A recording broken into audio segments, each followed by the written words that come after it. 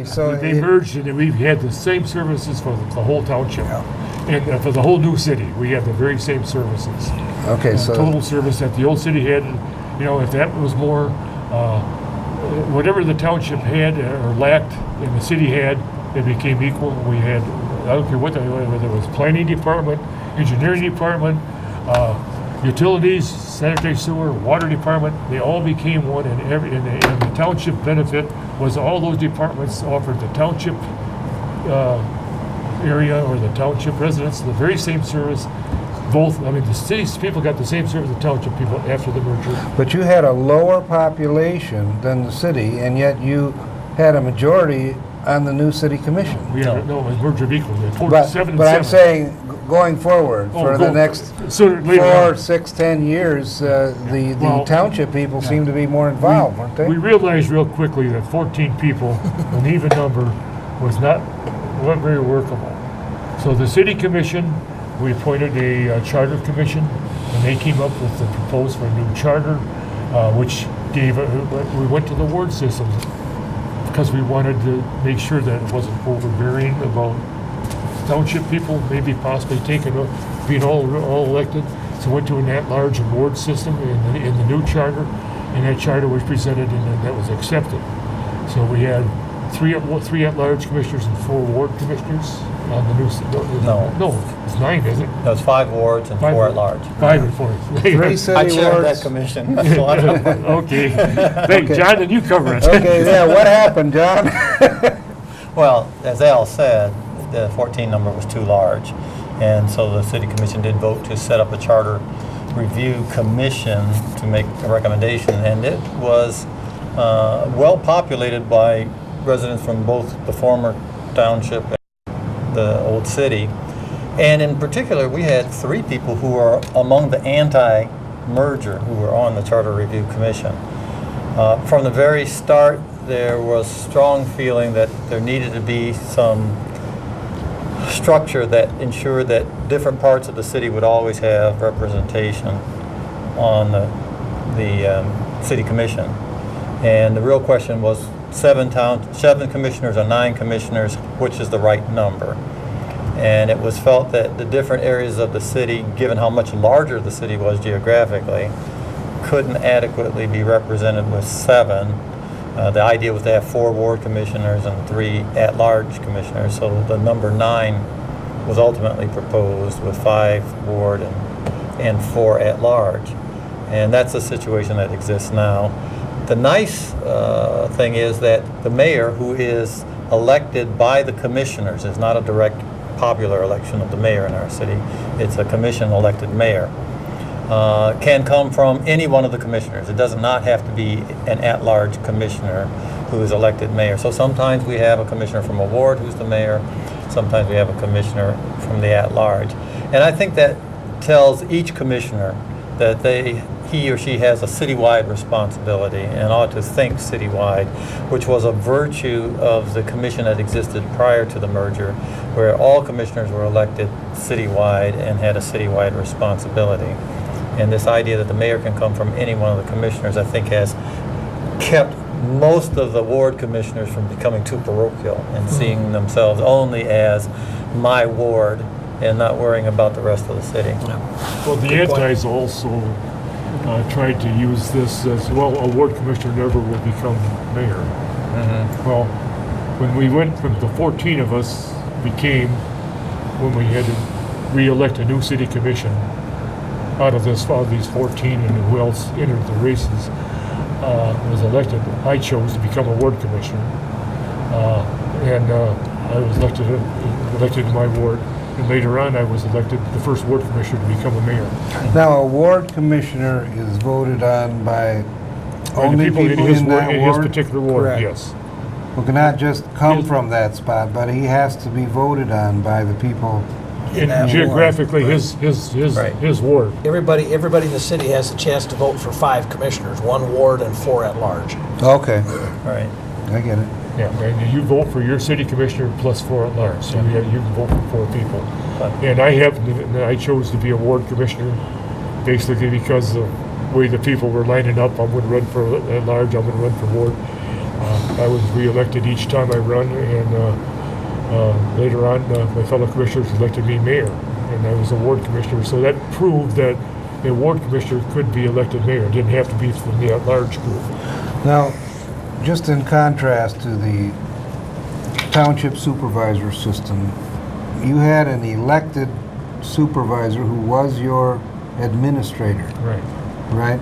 In the township, yeah. In the township. And in the city, you had was it a weak mayor system with Yes. with a Yes. strong city manager? Correct. Right. We had a city manager, and the mayor was the kind of the oversaw the run the meetings. Was the official greeter. He was the PR person for the city, along with some delegate responsibilities by state law. But Even no real extra authority than any of the other no veto 8 type commissioners. things or nothing like that. Yeah. So it's a strong, it was a strong city manager city, and it stayed a strong city Yes. manager. Yes. And the township didn't have to worry about the chief administrator maybe being the wrong bent or changing policies or. Because the city commission was the boss of the city Yeah, manager. right, Actually, right. the city commission has just 2 employees. There's the city manager, and they have the the city attorney. And the That's the attorney. only 2 employees the city commission has. And then the city manager is responsible for all employees That's thereafter. correct. After He's that, yes. responsible for running the city on behalf of the commission. And the commission is strictly a policy-making group, as they should be. They're not trained, they're not always trained people that are Right. adverse in city management or how to run municipalities. I tell you, it was me as a township trustee, becoming a city commissioner. It was just a tremendous blessing to have a professional person, a city manager. I see. Really that. You mean your packets had the relevant information and you didn't have to, that kind of In a thing? way, yes, you could say it that way, but we as a township were blessed. We had some pretty good leadership. Our township planning director was kind of assisted our township supervisor, and our city attorney also was very instrumental in making sure that we stayed on the straight and narrow, but we also dealt with just the issues we were supposed to deal with as township trustees. We didn't get off into areas that we were not supposed to get off into, and I thought that was a great advantage of Wade Battle Creek Township. And I found out that we did operate much differently than most of the townships in the state of Michigan. When I went to the township, the township associations, state conventions, and meetings, that we actually were operating almost like a city under township law, Right. and we were guided by that by the legal counsel that we had, the firm that we had hired to be our representatives. But there again, they had an interest in the township because they lived in the township Right. also. What happened to the volunteer firefighters? They all just were no longer volunteers. They- And, Did any of them get full-time jobs with the fire one of department? them. Only I one see. went full-time. There's still a couple of grumbling. 28 years, I see them every time. You screwed me out of a job. But, one thing I want to point out, the township, we were blessed because we had some pretty well qualified people working in our different departments, the police department, the fire department, our utilities department, planning department. Every one of those people, when they became employees of the city, the new city, almost all but, in the police department, all but 2 police officers advanced up through the ranks and became as high as commanders. In the police department, our fire department people, all but one of them took a test and moved up and became supervision. Our lady that handled the finances in our utility department ended up as the purchasing director for the city later on. That was an angle I hadn't thought about. It created a bigger career path for the township people that employees. were already employees. That's correct. And so we had pretty good qualified people that were employees of the township, and there again, I think that the city, especially the city manager, when we start talking about how we're going to bring these people together after the vote, and we're meeting 3 times a week with Chris with us or Nelson, how this is coming together, and that was very important that we made sure that each employee was placed in the right position, especially in his area. And the city manager made sure that those departments accepted those people, and they weren't looked at down at, they would become equal people, employees. And that was very important sale point that the city manager said this is the way it's going to happen ahead of time. Okay. And the city commission instructed the city manager to make sure this is the way he approaches it. And I can remember talking with John before this vote took place about this. And our employees So this tried was to put very their needs. upfront at city commission meetings. then, Well, huh? and I think the overarching thing that we've hinted at and we haven't really said here was in a lot of the discussions that took place behind the scenes by people who were pushing the agenda for the merger was the idea that we have to win the peace, that winning the vote was only the first step, but if you couldn't win after the vote, then there was a serious problem. So there was an awful lot of commitment to this idea of how do you win the peace after the battle, because that's the most important part. And that's why things like bringing all 7 of the trustees from the township onto the city commission were done. That's why all the employees of the township became city employees. That's why we set up a structure for electing ward commissioners that didn't exclude the possibility of a ward commissioner becoming a mayor. That's why companies put their savings into escrow, and everything was about, at the end of the day, there has to be a piece that most citizens, the vast majority of citizens, can embrace and say, we feel good after the vote, as well as feeling good that the vote was important for us to participate in and vote for. But leading Well up to put, all Jeff. this, the approach that the township had for building the mall along the I-94 corridor. And I can remember Chris, and you'll remember this very well, arranging a meeting with what's called Serial City Development Corporation, which is a group that which the city commission had created to help to redevelop downtown. Yep. And with the mall developers pushing us, and we know and being advised that we can't deny them for permits, we can't deny them, we can make sure they build the way we want. Set back as far as restrictions that legally could be applied, but we couldn't delay the development. But the city wants us, can you delay us? And we were approached, can you delay your mall people, because we want to build a new motel and arena downtown. Right. And so they jumped forward, and the Miller Foundation, which was the catalyst of building their new hotel and the arena downtown, along with many other major players in finances, they went ahead and says, could you delay the mall people so we can get this started downtown? We need to save downtown. I was one that said, hey, if we got a body without a heart, we're not going to live. Mm-hmm. I felt we had to have a core city, which was the heart, I felt, of the city. And that's the position I took. Fortunately, I had 3 other township trustees out of the 7 that felt the same way. So we really felt that we would do what we could. And Chris arranged a meeting with Serial City Development Board.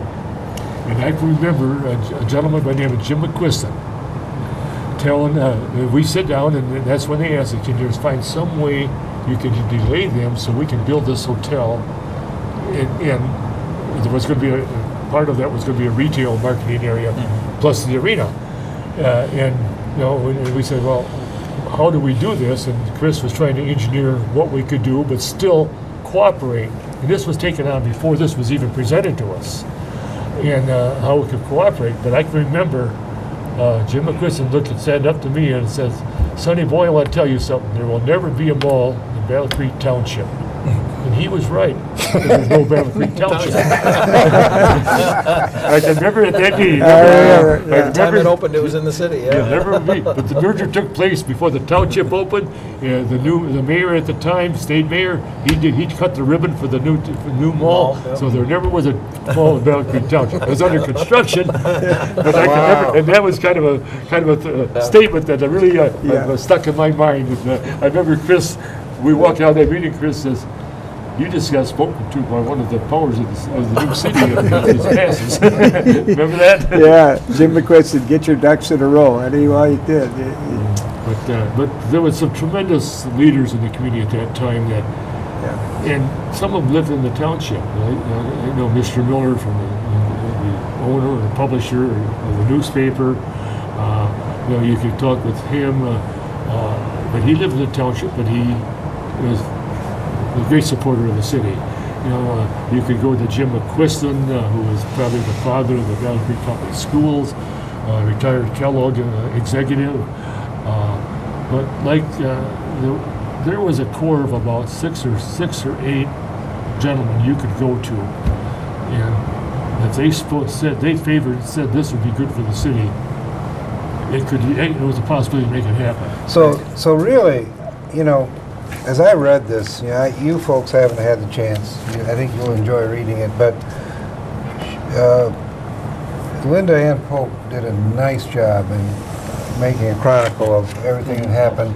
But one of the statements she said is it was almost inevitable that you got together in an annexation. But what I'm hearing from you, you're operating on 4-3 votes through a good share of this. Not necessarily. It was unanimous most of the time. And only when it come to real emotional issues that the antis were really.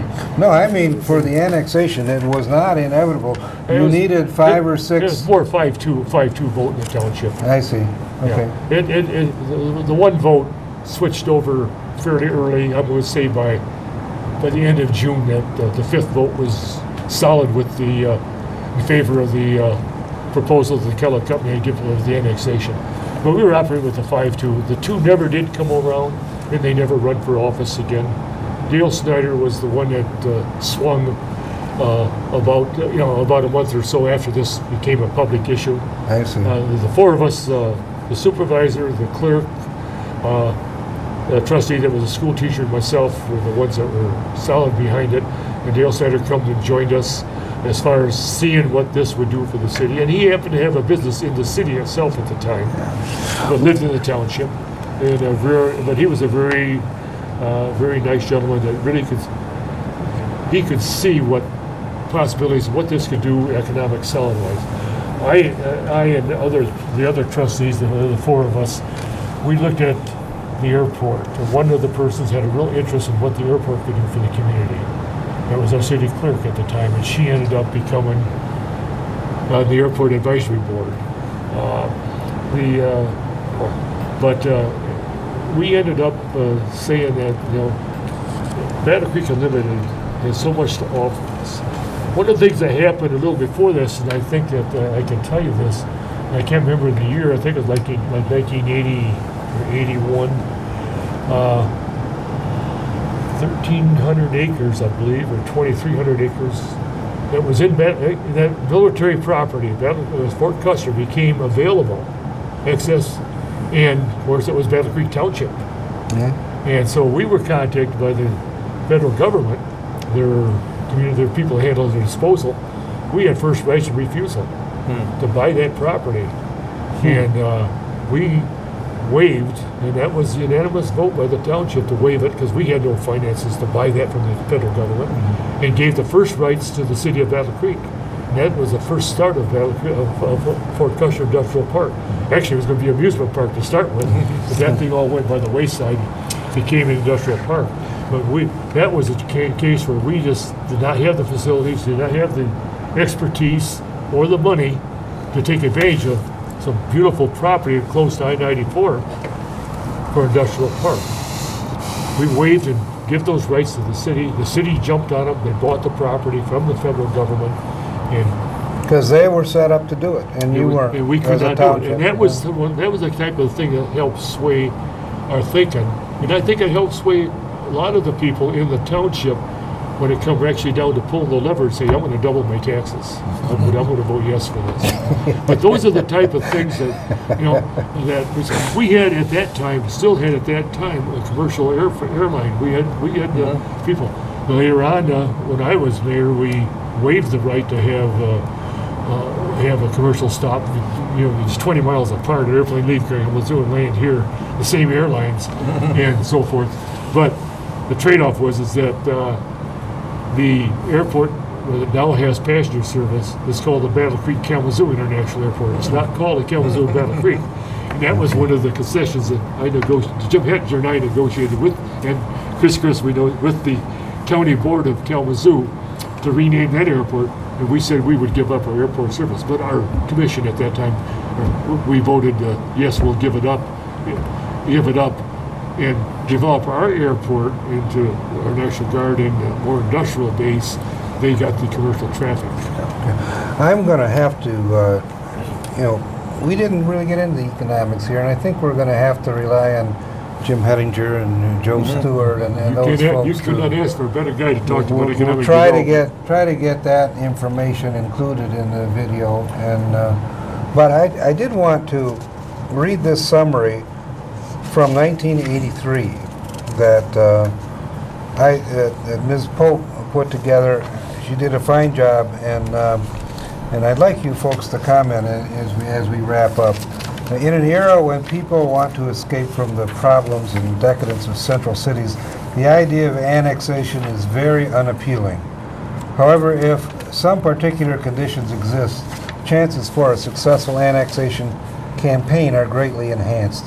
A perceived crisis is the greatest catalyst for any change within a community. Perhaps this is the only reason the merger succeeded in Battle Creek Township and Battle Creek City. Or perhaps the public thought that unity was the best policy and would have voted in favor of the annexation regardless of Kellogg's position. Who can really know for sure? In Battle Creek's case, there is still a lot of bitterness among those who feel the community was blackmailed. Regardless of whether the Kellogg proposition was the only reason the merger passed, the people did vote, and the community as a whole made a decision to remain the cereal capital of the world. What do you think about that? It's absolutely correct. One quick statement on this, and then we'll let when I see her summary here, the Kellogg Company location of headquarters was the catalyst, and probably, if I had to say, was 55% of the reason people did vote yes. The other issues were, I thought the Kellogg leverage to keep that headquarters here was a majority of why the people made their decision to vote. The 68% that actually voted for a merger, and 45% of the other issues. But whether another community can pull this off and make it happen like this, I could talk about the advantages and the benefits of it till the sun goes down 24 days from now. But as far as why the people have to do it, I don't know. It's going to be awfully tough without having that leverage thrown at you. Some people might think it's blackmail, but if you think it through, it was a sound position for the company. They're going to build a new world headquarters. They wanted to be in a community that was moving forward. They wanted a community where they could attract leadership. And they knew that if the merger did not take place, it was not going to be good for Kellogg. And they were very open about it. I think that the community looked at that and said, we want Kellogg to be here. Because we could have voted it down, we could have let him go, but it was not in the best interest of the community. And using the lame term blackmail, I can understand why the writer might use that term, but Depending on when she wrote this. Yeah, Winter of '83. That was a year later. Yeah. See, it was- doesn't exist anymore. Yeah, I don't think that there's a lot of bitterness among people in the community at this point. I have trouble finding anybody that said they voted against it. No. If this was blackmail, the blackmailer, after the blackmail, spent more than $1 billion in this community in plant and other improvements. And I think it's fair to say that, besides the world headquarters, I think it would be fair to say that the likelihood that the oldest and at the time largest plant that the company had here in Battle Creek, whether it would have been expanded that much if world headquarters wasn't here is very problematic. But because world headquarters was here, because the merger of equals, like I said, $1 billion with a B of expenditure just in that plant on Porter Street, and hundreds of millions of dollars beyond that, and then more industry in relation to that. So $30 million headquarters end up with $77 million. Yeah. So the blackmailer paid a lot of money. So to call it blackmail is I think it's pretty strong. it was nice rhetoric. I don't blame her for using the word, because there were certainly those that said it, but it was far better for the community than it would than not. So. Last word, John? Well, I think, given that this was written in the winter term Yep. of 1983, which would have been really the first quarter in which this merger was operational, Yep. the feelings associated with the campaign and the election were still right there on top. I was involved in numerous Kellogg meetings. I was an executive with Kellogg at the time, talking about how Kellogg should talk to the community about its role in this merger. And the word blackmail really hurt inside Kellogg, but it was a word that was used quite a lot to suggest that people ought to vote against this merger. So I think the author of the document, Ms. Pope, has caught the flavor of January or February 1983 in terms of what the tensions and feelings were. But I agree with Nelson. We are way past that kind of energy in our community now. I think this has been accepted by the whole area, even those who weren't involved in the vote. Penfield Township, Emmett Township, even the city of Springfield. This was a good thing. This is something that should have happened, and no one now would think about blackmail as a way to describe the events of 1982. This town has progressed so much because of that annexation and merger. As far as economic development, we have retail that's available to our people now we never had before. Far beyond what was planned at the time as just a township. I mean, just so far beyond. We even created a downtown development authority in the township, the first one in the state of Michigan. To help facilitate the building out there. We've been involved right from actually before the merger. Township residents, township people were involved with the economic development arm of the city of Battle Creek, as far as on their board, voting members of how economic development was taking place. But also, like Nelson said, the company just went far beyond what they thought. But I think the number one person that we need to thank as a visionary and what this could do is Bill LaMoth, who at the time was CEO, chairman of the board of the Kellogg Company. He visioned a unified city, a progressive city, that I can tell my board of directors, let's build our headquarters here. And if there's any one person we can put a finger at, and to this day, he is the most down-to-earth gentleman you'd ever want to talk to. And he will talk for hours about Battle Creek. He just is a person that just had a vision. I want this city to be something I can be proud of after I'm gone. My grandchildren say my grandfather was involved with making this happen. I gotta ask. I guess, Chris, I think you could... I echo that, and Bill LaMoth and his wife have done more for this community than people know as far as supporting it and creating opportunities and financially. So I agree with He's the Al. one person, but there again, the committee that was formed to support it and tried to sell it. There was a group in the city that John chaired, there's a group in the township that all looking for this. They all were great and very instrumental and very important people at the time.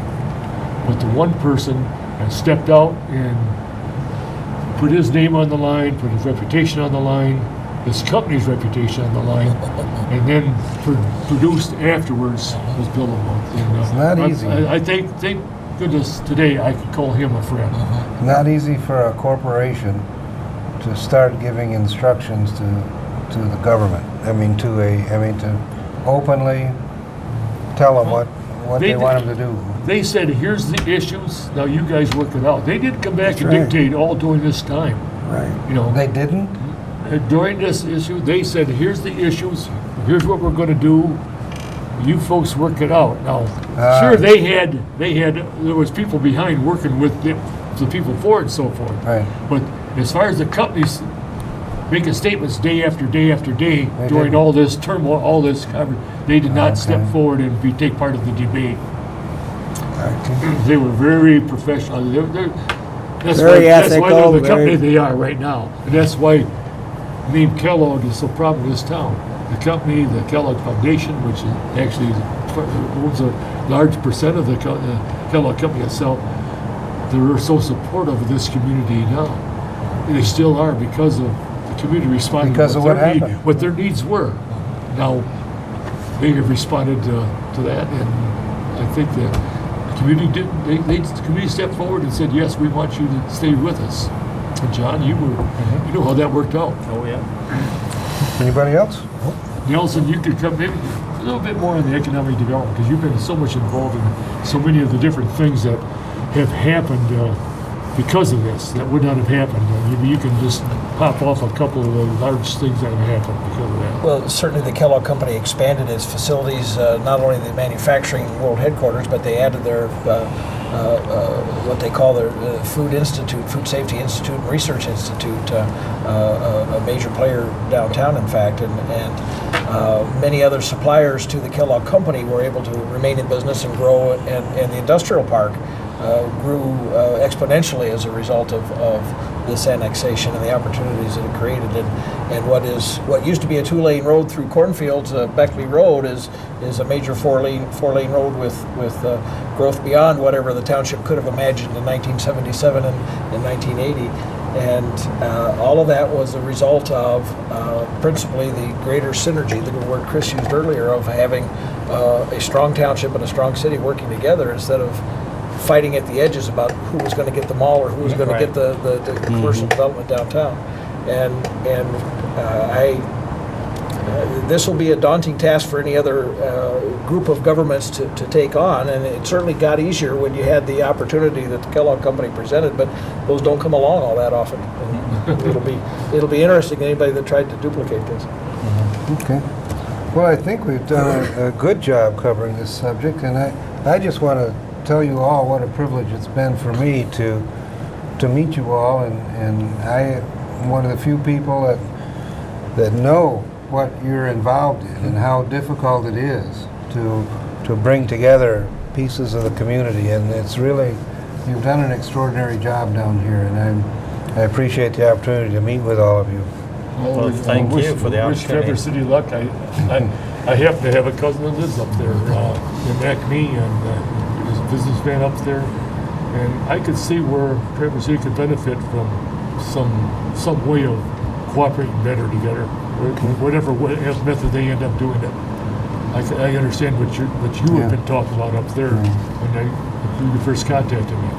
Good luck to you in your efforts, Oh, John, thank and you. if there's any way we can help, we'll be glad to. Well, I'm going to wrap this up here. I'll be I glad to don't know come if up this there and go camera- fishing with my cousin and talk to your people. Yeah. Well, I appreciate the opportunity to meet with everybody, and I appreciate everybody that watches this, and thank you for watching.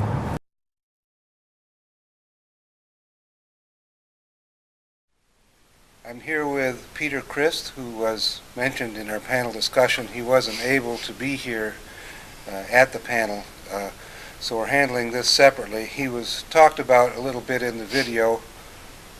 Peter was on the Boundary Commission at the time this annexation thing, the last phase of it began. So thank you for taking the time, Peter, and helping me out with this. Sure. Happy to do it, Jack. Can you tell us all what happened In 1982, or, yeah, 1982. Okay. You've heard, of course, from the panel the steps and the process that we went through. I had been involved in the process. In the 1966, we'd had a consolidation effort where we attempted to bring not only Battle Creek Township and the city together, but the city of Springfield and the four surrounding townships. And I ended up chairing that activity as a relative young man in the community, but it ended up being a chairman by default because it was a matter of I hadn't created enough enemies for anybody to distrust me. But the experience of being involved in that consolidation attempt provided me with a great background on local government and how our townships function, how the city functioned. And and it became apparent that we were our own worst enemies in some cases. Well, you mentioned to me that you were kind of evangelist for I don't know if you use that word, but I took it to be you were kind of an evangelist for consolidations. Yes, and part of what we discovered is that most significant change, I found, takes place only if you have a crisis that doesn't permit you to keep functioning the way you are, or you end up with a compelling vision that people really want to be part of. And what I discovered is that, for the most part, people tend to talk about the mechanics and the logistics and the how, and the real issue is that people buy benefits. They don't buy features. So they need to understand, why would this be better? If we were to do this differently, what would be, how could we have a better community? How do we, so visualizing and helping make real what would be the benefits of a consolidation or of a joining together of governments. I became a fan of consolidation because the annexation process basically says you take what we have, one unit of government annexes all or part of another unit of government, but that's a control piece, so that the larger unit typically takes over the smaller unit, and in one way or another. And the existing governmental framework is the same. In the consolidation process, what you do is you really create a new governmental entity. You take the parties that are involved, and you have a kind of a clean slate. So my video is titled Annexation, but really what I'm suggesting that Traverse City look at is more of a consolidation than an annexation. An annexation implies one unit joining another, or parts of one unit joining another. And consolidation is a lot of units, or it's multiple units, 3 or more. It could be 2 or more. Even you could have a consolidation with 2 units of government, 2 or more. But the difference is you create in the consolidation process a new charter that says, let's start from scratch. You can take what has been there and take the best of what exists and get rid of the worst of what may be in the present system. But you have a whole new group of people energized, creating a vision for what would our new community look like, and what would our new governmental structure look like. And then the people in the final vote, because it's a 2-vote process in consolidation. The first is the intent to create a new unit of government, and all units that are involved must say yes, and each unit votes separately on that first vote. Then simultaneously with that, each unit is run, individuals within the various units are running as charter commissioners. So they run, and and if the proposal passes, the charter commissioners then meet, and they have a timetable, I think it's roughly a year, to come in with and propose a new charter. And then you have a second vote where the people are saying, okay, so this is what we're talking about, this is the governmental structure, this is what it looks like, this is how commissioners get elected, and then you have the second vote, and the new charter then goes into effect. So this actually involves direct public votes. Oh, absolutely. On two separate occasions. Yes. Yeah. So you kind of do all the political jockeying and everything to get the first vote. Yes. And then there's unanimous consent of all the townships and cities. Then you start over. Then you do a document that says how things should be. Yes. And then a year later or so, you vote on it. Yes. And what it does is it also gives you an opportunity, and you heard in the panel talking about all the work that went on with how do we merge our fire departments, how do we merge our police departments, what are the mechanics of how we do these things. Well, those discussions can take place during the charter writing process, and you have time for the discussion between the units of between the representatives of the governmental units of saying, if we are going to create a single new entity, how do we do that? We had a school.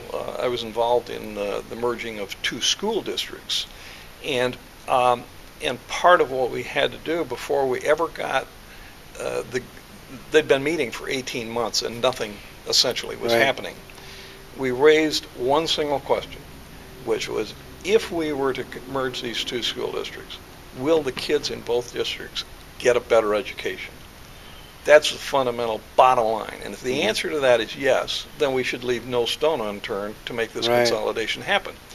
If the answer to that is no, we shouldn't be meeting. I'm a real estate appraiser, and I've had people call me up when there's an estate, say, and I know a guy that he inherited 120 acres. He said, I want to keep it. It was part of the family farm, but I don't, I'll be poor if I keep that land. And I say to him, listen, the only way to look at this, it's an asset. Now, if you didn't have that 120 acres, would you go out and buy it? Or would you rather keep the cash? And it's just a matter of which would you prefer.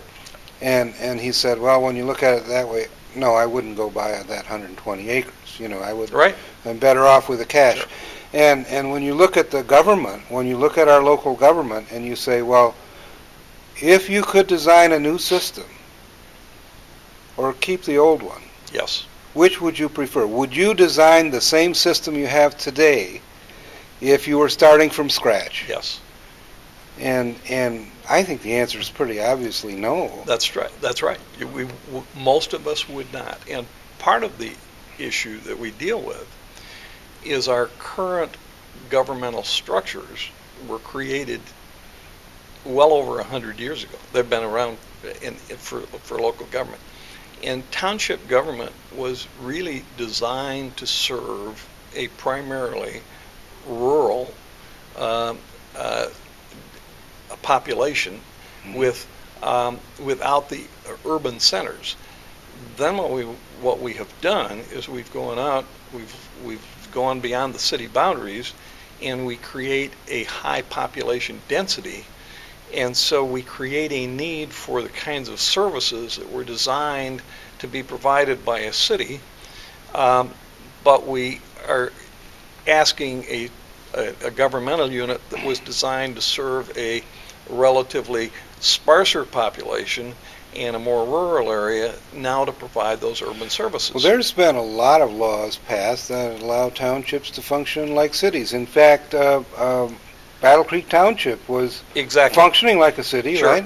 And they were functioning close to a city, but as Al Bobrovsky pointed out, they still didn't have sufficient revenue and didn't have the organizational structure. And then you find we've got the duplication, and we're saying, so why, when we had a study, and this is one of the other things I would highly recommend, is that if this is going to be looked at seriously, having some organization like the Citizens Research Council or one of the universities do a study that really says, what could we accomplish if we really wanted to be one? Well, when we had that study done, we found that the location of fire stations, as an example, if you're serving a larger area, then I can place things in a different way so that I don't need as many, but I can still service the area.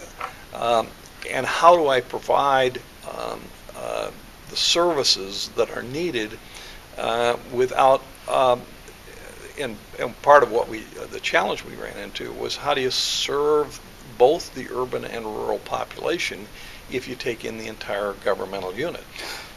The question, though, the $54,000 question is, don't you lose local control? I mean, people are fond of their townships, right? Yes, and the issue becomes one that says that's not unsolvable. That's a value, in my opinion, that becomes more of a value item than it does a real problem.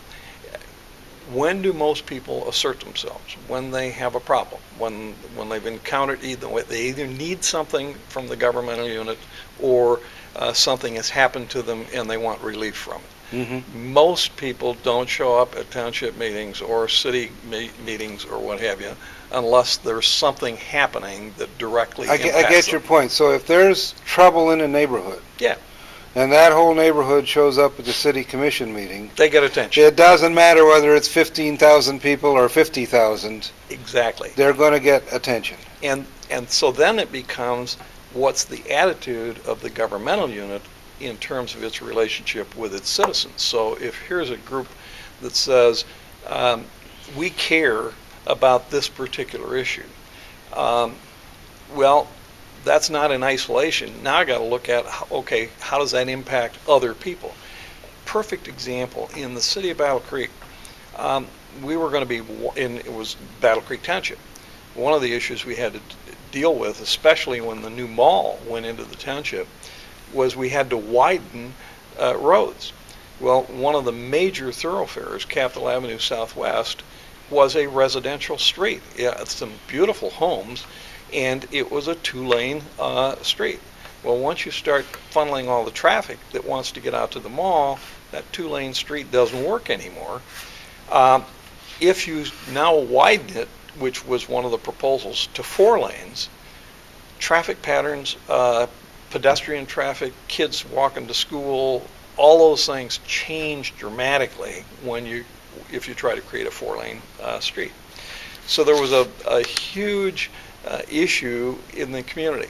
One of the interesting things was the city was smart enough to survey people from all parts of the city, not just those living on the street.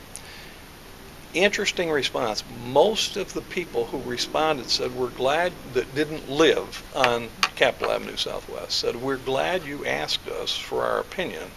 Here's what we think, but we hope you will listen first and most carefully to the people who live on Capitol Avenue, because they're the ones going to be most heavily affected.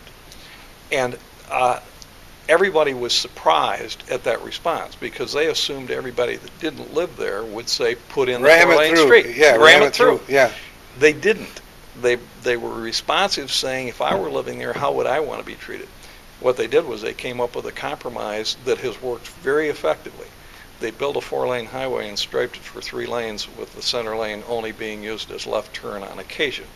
So if they ever really needed to go to 4 lanes, the road was built to accommodate 4 lanes of traffic, but they use it now. It's still basically 2 lanes, much wider street, and occasionally put in a left turn. Now, that's an example where professionals, Yes. if you have competent professionals, you can generate a lot more solutions than just Yes. your township board members who are maybe part-time people, Yes. largely part-time people. Yes. It's just hard to give the attention to the problems that Yes. they really deserve. Well, and that would have been a perfect example. I'm not sure the township government, because at that time, because of the staff and the amount of staffing they had, they would have had to deal with that same problem, because that section of the road went right through the heart of Battle Creek Township, and traffic was going to get on there to get to the mall anyway. So either the mall's going to suffer, or they're going to have traffic congestion, and a lot of people unhappy. And township government might not have been set up to deal with it as well as as well as the city engineer, who is managing urban streets all over the city and saying, okay, this is one more now as part of the process, but trained professionals. I was a sewer and water guy. Yeah. I didn't plan it that way, but we had a major groundwater contamination just about the day I was elected in the primary. It was called Avenue E, and Yes. it was similar to the over by Niagara, the not 3 mile, but it was a big Right. Love Canal. Yes, And sure. East Bay Township, Avenue E were going Okay. on at the same time. And so suddenly I became a sewer and water guy, and I realized the importance of sewer and water. And this is a profession. There's a lot of people, engineers, Oh, yes. utility maintenance people, who dedicate their lives to figure out the best way to do that. And our county DPW has taken a track of trying to keep expenses low, personnel low. They have all new, at least 30 years ago when they built everything, they had all new equipment, so they didn't have to worry about maintenance. Sure. But now, they're really bumping in. We built an $8 million septic plant that, could have been done for less than $1 million if they'd cooperated with each other, and Yes. with the city. So, and they cut a big water main that I thought was essential for the regional development. Sure. And so we've had just a lot of failures in the utilities. Yes. And you can't point your finger at one bad guy that did this. No, and that's part. It's not bad intention. It's the system that we operate under now doesn't reward collaboration or cooperation. Everything is set up for a competitive model, and the guy on the other side of the line is the enemy. Yeah. Now Harper, was it John Harper. John Harper said that. That's right. He said, I looked at these township Absolutely. guys were the enemy. Yes, and the fact is, people who could sit down at the same table and talk to each other, one of the things we found in some cases was people don't know each other on a personal basis. And so bringing them together and talking, and it's saying, but our structure, and we find the same thing over and over again, not just in governmental units. When you look at our schools, the structure is set up to reward competition, and there is nothing to incentivize collaboration. Well, or working together. the media rewards competition. Absolutely. Yeah. Absolutely. They're constantly looking for the confrontation, where the problems, focus on the problems, not on the solutions. Let's get back to this Sure. consolidation Yep. discussion that has to take place. Right. What people don't realize is that anytime there's a change, where you've got a contract, like for our sewer plant, Yes. is owned by 5 townships and the city, right? Right. And suddenly, one township is approaching the capacity of what it needs. Now, that we had like a 2% rental. We had to rent 2% of the sewer plant from the city. Okay. Now, when that happens, the lawyers and the engineers, they start supporting their own units. Yes. Because what happens is you've got to reallocate the costs. And this township is going to have a bigger bill, and some other townships are going to have a smaller bill, and the city's going to have a little different angle on it. And so all of a sudden the negotiation kicks in about, why should he pay more? Why should he pay less? Yes. And then you can even get, you're making out on the police service, or you're making out Yes. on the fire department, so we're not going to let you make out on this one. This time we're going to get our share, and so that negotiation takes place Yes. whenever there's a change. Yes. So And- the same And it slows down the process, and it pits people against each other, as opposed to looking at the bigger picture of saying, okay, if we were a single unit of government, how would we deal with this?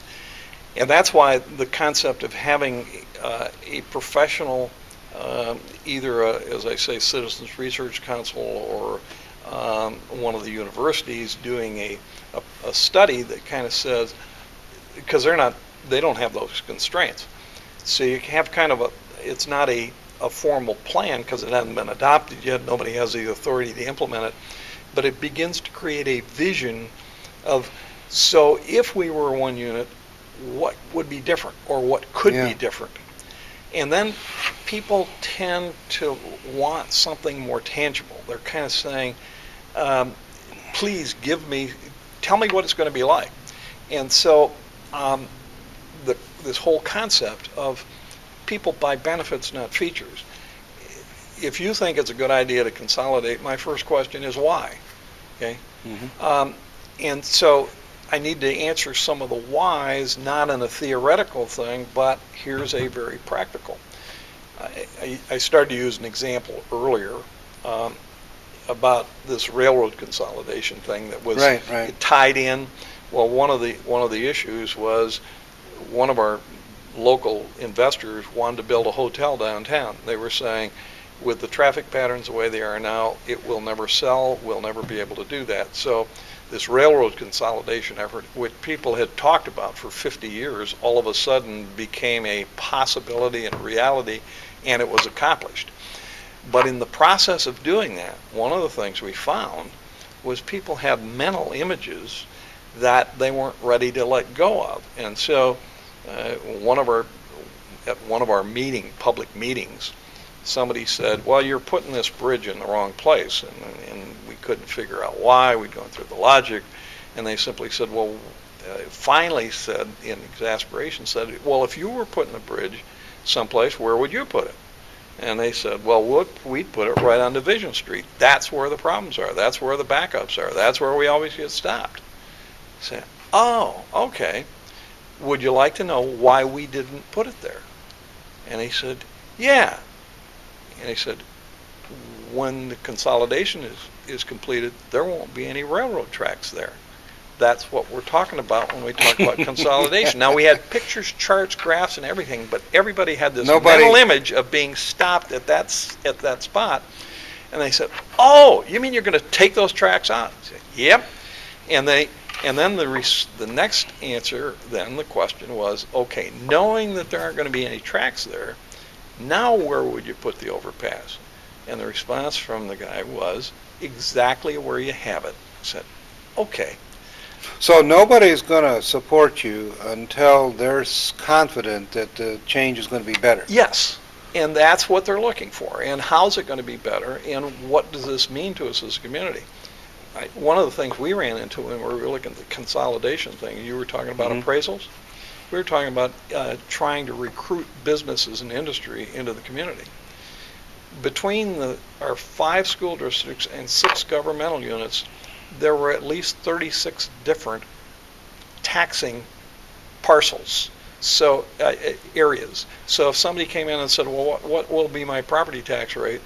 The issue was, I can't tell you unless I can identify the specific property. Well, and it's one of those 36 intersections. And that's, if somebody wants sewer and water in Traverse City, they'll call up the city, of course. Sure. And the city will say, well, that's in the township. Yes. You got to call the county. Okay, so they call the county and they go, well, that's in Garfield Township. Right. You got to call the township supervisor. And the supervisor will explain to you that, I'm simplifying this. Yes. And I'm not sure how Garfield works, but at some point they're asked to put up an escrow so that the private engineering firm that we contract with is going to go study what you propose to do and tell you what you're going to need to do it. And the guy says, well, I'm not even sure I want to move to Traverse City. Why do I put up an escrow? Yes. Whereas if you had an engineering department that knew the region and had people on staff that knew what it took to put in the utilities, you could have an answer for that guy. I'll switch you to engineering. Yeah. Oh, you're in that area. Well, at some point we're going to need a pressure something, and this is what you're going to need. And 10 minutes later, the guy says, okay, I think I know enough that I can Then I'm investigate. either interested. or I'm not. interested or not. But how many times has our city been looked at by people from outside and say, And we're by- not interested. We by don't the want to time- deal with this. By the time they've had to deal with 3 different governmental units to get an answer and still didn't get the answer they were Right, looking and, for, and, they kind of say, I got to "Man, if put up that- some money to hire a private consultant And- who works for the township. and if Yeah. that's what it looks like in this community, and I'm not even there yet, am I sure I really want to go? Yeah, exactly. And I think, now in my opinion, Michigan is in trouble. Yes. Michigan is leading the country. I think this country is in trouble because government is stopping people from doing what they want to do and from just basic functioning. Our government is so unwieldy and so Yes. awkward that it's stymieing business. It's Yes. really hard to do business. Right. And that's one of the issues that I am concerned about. And my feeling also is democracy is not a spectator sport. Right. If we're going to fix this, we've got to get engaged as individuals and as people in simply saying we can't passively sit back and while people know that condition exists, who's taking the initiative to do anything about it? Well, the public has had an attitude of, thumbs up, thumbs down. That politician's good, that guy's Yep. bad, up, down. And they're spectators, like in the Roman Colosseum. That's They're right. watching these gladiators, and they either do the thumbs up or thumbs Sure. down, and they don't consider themselves a part of their own government. And Yes. that's what troubles me. Yes. So if our democracy is going to survive, the people have got to be involved and fully engaged. This process, the consolidation, leading up to the first vote, Yes. you've got to have a lot of people talking about what is good about township government. Yes. What features do we want to keep? What's good about the city? Yes. Yeah. And you start looking at what's the best of both worlds, and how do we keep that? And part of it becomes a value system. The issue now is I lived in the city at the time that the process took place.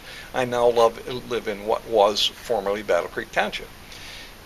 I don't have any more difficulty getting attention or going to a city commission meeting and expressing my concerns or my questions or issues than I ever would have had at a township. It's the same. It's the same. The difference is, how does the government respond to its citizens? Do they listen? Do they care? Do they have a process? Do they make it easy? There are some communities that have created an ombudsman office that simply says, how do I cut my way through this bureaucracy? So you can rewrite the charter any way you want. And you try to create the things. You've got some limitations on what you can do in the charter that are by state statute. But Right. the fact is, you still have the ability to do and create a governmental unit that is responsive. And so if the vision is, how do we take the best of what we have and the best of what we have in township government plus the best of what we have in city government, and focus on the best as opposed to trying to figure out what's wrong with and pointing the finger at. And Well, the thing of it is, my point is, there's a dozen services Yes. that we all cooperate on, and this kind of discussion takes place every time there's a change to any one of the services. Yes. So why not just have the discussion on the whole kettle of fish, Right. and find a way to solve these problems together? Yes. Listen, I think we better wrap it up. Okay. Thank you very much. I Super. appreciate your time. Okay, Jack. Pleasure.